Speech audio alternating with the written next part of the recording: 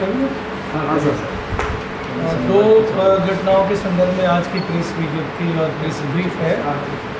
पहली घटना है हमारी गीता ओपी थाना क्षेत्र अंतर्गत।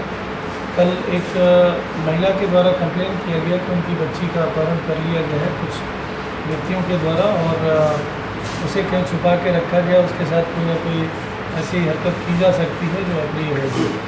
तो उसकी तहकीकात बहुत तत्परता से टीम के द्वारा किया गया, जिसमें विशेष करके गीता थाना अध्यक्ष जो है उनकी अध्यक्ष उनकी भूमिका काफ़ी सराहनीय रही कि मूर्ति विसर्जन के क्रम में भी उस बात की संवेदना को ली गया और तहकीकात हुई जिसमें तकनीक का काफ़ी सहारा लिया गया और बच्ची को लेकर 3 लोग जो एक जगह पे छुपा के रखे हुए थे उसको बरामद भी किया गया।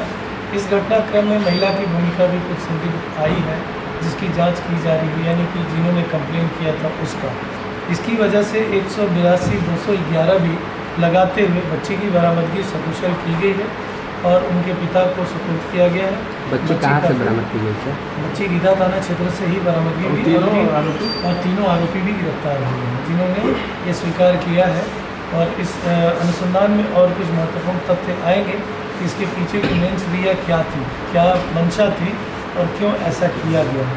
तो इन सब की जानकारी हम लोग अलग से विस्तृत देंगे। ये काफ़ी महत्वपूर्ण केस था ये, बच्ची की भी बरामदगी हो जाना और बच्ची ने भी काफ़ी मतलब जब बरामद किया गया था तो काफ़ी सहमे भी थी, तो इसको देख के लग रहा था कि यदि विलम्ब होता तो शायद उसके साथ कोई बड़ी घटना हो सकती थी।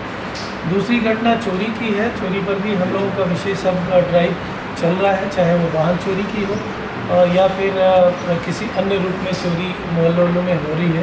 तो वैसे व्यक्तियों पर निगरानी जो हम लोग इस बीच में लगातार निगरानी के प्रस्ताव भेज रहे हैं और अलग अलग तरीके से निरोधात्मक कार्रवाई कर रहे हैं। उसी के तहत में है कि कृष्णागढ़ थाना अंतर्गत में कुछ जगहों से मोटर कृषि और घर के कार्यों में उपयोग में लाया जाता है, मोटर खोलने की बातें उसमें आ रही थी और ट्रैक्टर से बैटरी चोरी करने की भी बातें आ रही थी। तो इसमें भी एक गिरोह को पकड़ा गया जिसमें से 3 अभियुक्तों की गिरफ्तारी की गई है और जो चोरी के सामान थे उसकी भी बरामदगी, मोटर सहित बैटरी इत्यादि वगैरह की बरामदगी कर ली गई है। तो ये 2 महत्वपूर्ण घटनाएं हैं जो चोरी से रिलेटेड और बरामदगी से रिलेटेड थी आज की प्रेस ब्रीफ के लिए। इसके अतिरिक्त बालू और शराब पे जो इस दौरान दुर्गा पूजा के अवसर पर भी किया गया है, तो ये निरंतर ये कार्रवाई चलती रही है। दुर्गा पूजा में कुल 402 प्रतिमाएँ थी स्थापित हमारे इस पूरे ज़िले में। इन सब प्रतिमाओं का विसर्जन बिल्कुल शांतिपूर्ण तरीके से बिना किसी घटना के कल देर रात्रि 2 बजे तक में करा दिया गया।